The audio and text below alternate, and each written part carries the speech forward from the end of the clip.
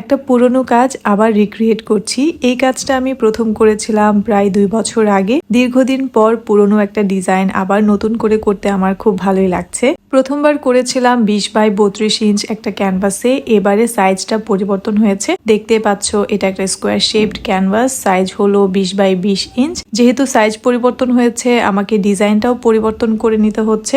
আমার ক্লায়েন্ট বলেছেন background design যেন আগেরটার মতো রাখার চেষ্টা করি। সো ওনার কথা মতো আমি ব্যাকগ্রাউন্ডে খুব একটা পরিবর্তন আনিনি। 20x20 ইঞ্চ ক্যানভাসে ভালো লাগবে সেভাবে কম্পোজিশনটা পরিবর্তন করেছি।